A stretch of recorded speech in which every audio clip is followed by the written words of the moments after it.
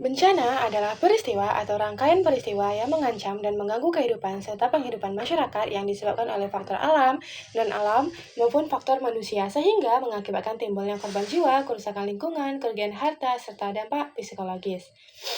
Berdasarkan penyebabnya, bencana diklasifikasikan menjadi bencana alam, bencana non-alam, dan bencana sosial yang masing-masing memerlukan pendekatan penanggulangan yang terencana dan juga spesifik.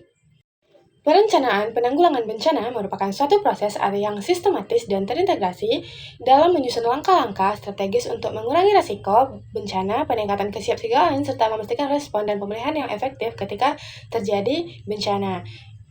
Perencanaan mencakup analisis risiko, pengorganisasian sumber daya, penentuan peran dan tanggung jawab, serta mekanisme koordinasi antar sektor. Penanggulangan dilakukan secara terencana, terpadu, berkelanjutan, melalui prabencana, saat bencana, dan pasca bencana. Perencanaan penanggulangan bencana bertujuan untuk yang pertama adalah mengurangi risiko dan dampak bencana terhadap manusia, lingkungan, dan juga aset, meningkatkan kesiapsiagaan masyarakat dan institusi terkait, menjamin respon yang cepat, tepat, dan terkoordinasi saat bencana terjadi, mendukung proses rehabilitasi dan rekonstruksi yang berkelanjutan, serta meningkatkan ketahanan masyarakat dalam menghadapi potensi bencana di masa mendatang.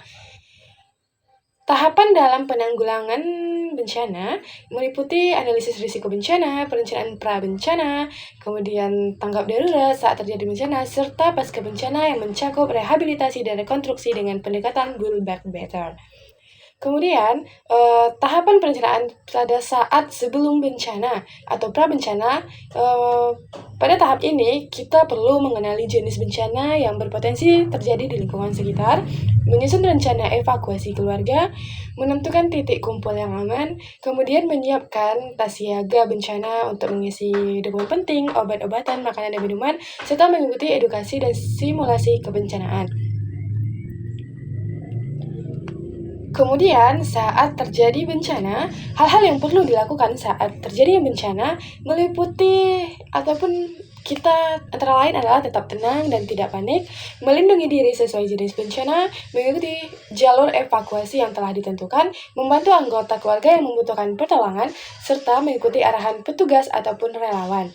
Pada saat setelah bencana ataupun pasca bencana, masyarakat itu diharapkan bisa memastikan keselamatan diri dan juga keluarga, kemudian mendapatkan pertolongan medis bila diperlukan, menghindari area berbahaya, kemudian menjaga kebersihan dan kesehatan lingkungan, dan mendukung proses pemulihan bersama masyarakat dan pemerintah.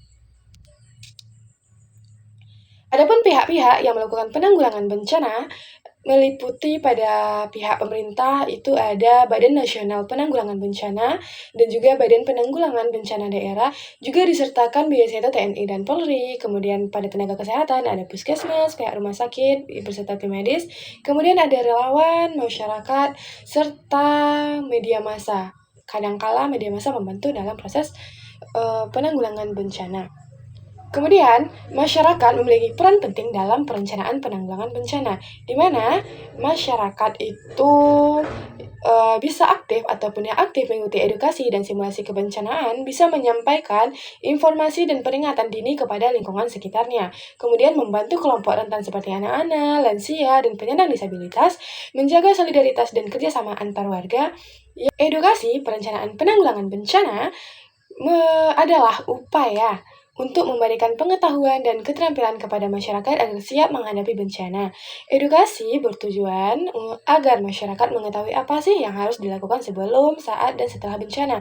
Edukasi ini meliputi pengenalan jenis bencana, cara melindungi diri, jalur evakuasinya yang mana, titik kumpulnya, dan penting menyiapkan tas edukasi bencana. Kemudian, edukasi yang dapat dilakukan untuk penanggulangan bencana itu bisa melalui penyuluhan, simulasi, dan sosialisasi di lingkungan masyarakat. Dengan edukasi yang baik, masyarakat dihadapkan lebih siap, tidak panik, dan mampu mengurangi dampak dari bencana.